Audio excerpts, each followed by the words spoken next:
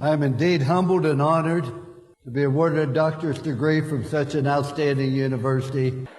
I have a strong faith in God, and I don't know how people live without it.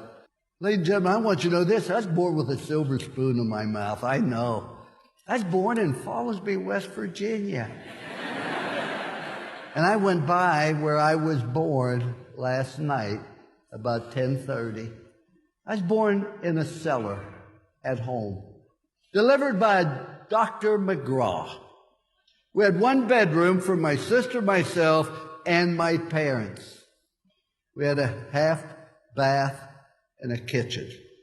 7.5 years we lived in that place. There was no welfare. There was no food stamps. There was no safety net. But I always had plenty to eat. Because every time I asked for seconds, my dad would say, no, you had plenty. But the reason I was born with a silver spoon, my dad had only gone to the 3rd grade. That's all the education he had. But why was I born with a silver spoon in my mouth? Because I was taught by my parents that life's a matter of making choices, wherever you are, good or bad, because of choices you make. See, there's a rule in life that you're either growing or you're dying. The tree's either growing or it's dying. So's grass, so's a marriage, so's a business, so's a person. Doesn't have a thing to do with age. My birthday candles cost more than a cake.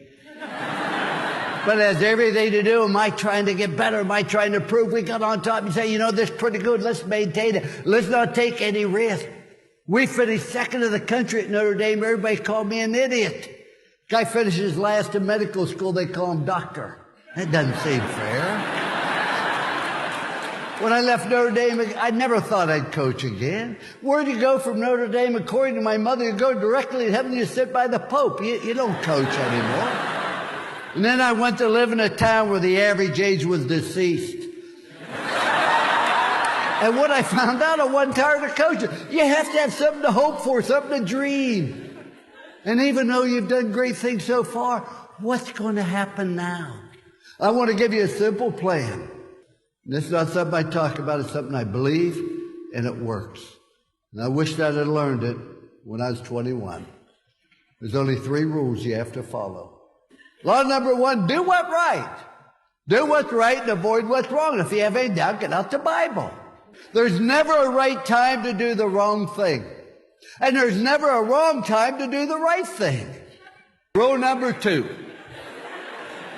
Do everything to the best of your ability with time allotted. Everybody can be the best you're capable of being. And I want to tell you, if you want to fail, you have the right to fail. That's what's great about this country. You do not have the right to cause other people to fail. Don't blame anybody else, but if you get an education, you're willing to work and overcome problems and difficulties, in this great country, you can amount to something. But just genuinely caring about people, because everybody you're going to meet the rest of your life needs a smile, needs a kind word, needs an encouragement. Because see, when you do the right thing, people are always going to be able to trust you. Trust, commitment, love.